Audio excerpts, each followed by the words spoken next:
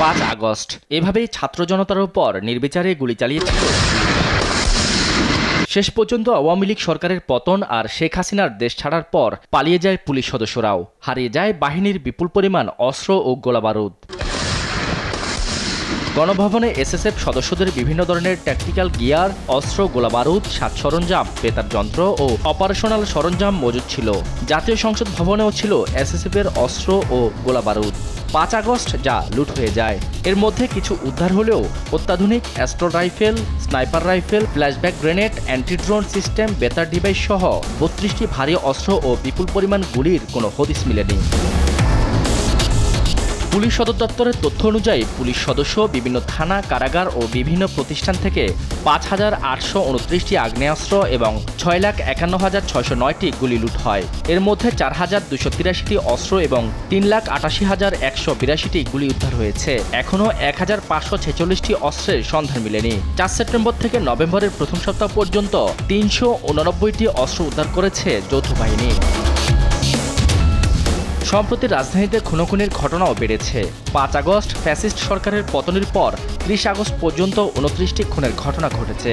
September ও অক্টোবরে 2 শতাধিক মরদেহ উদ্ধার হয়েছে, যার মধ্যে খুনের ঘটনা শতাধিক। গেল বছর এই সময়ে খুনের ঘটনা ছিল 56টি। গোয়েন্দা তথ্য বলছে উদ্ধার না হওয়া অস্ত্রগুলো আন্ডারগ্রাউন্ডে চলে গেছে। বিশেষ করে মোহাম্মদপুরের জেনেভা ক্যাম্প, পল্লবী, যাত্রাবাড়ি, বাড্ডা, কলাবাগান, হাজারীবাগ, ঢাকা উদ্যান, বসিলা, আদাবর এবং লালবাগের সন্ত্রাসী গোষ্ঠী এসব অস্ত্র সংগ্রহ করেছে। সম্প্রতি মোহাম্মদপুরের জেনেভা ক্যাম্পে ইসরায়েলে তৈরি উজি পিস্তল উদ্ধার তার সত্যতা প্রমাণ করে। এদিকে রাত বাড়ার সঙ্গে সঙ্গে রাজধানীর অলিগলিতে ঘটছে ছিনতাই। অস্ত্র দেখিয়ে মূল্যবান জিনিসপত্র ছিনিয়ে নিচ্ছে অপরাধীরা। ছিনতাইয়ে বাধা দেয়ায় প্রাণহানির ঘটনাও ঘটেছে। গেল 3 মাসে ছিনতাইকারীদের হাতে প্রাণ দিয়েছে 4 জন। লুট হওয়া অস্ত্র উদ্ধারে নিয়মিত অভিযান চলছে বলে জানিয়েছে ঢাকা মহানগর পুলিশ ডিএমপি।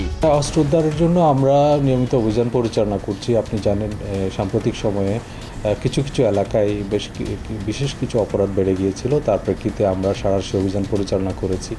এইসব জায়গা থেকে 2 শতাধিক অপরাধীকে গ্রেফতার করে আইনের আওতায় নিয়ে আসা হয়েছে। নিরাপত্তা বিশ্লেষকরা মনে করছেন এসব অস্ত্র উদ্ধার করা না গেলে অপরাধের প্রবণতা আরও বাড়তে পারে।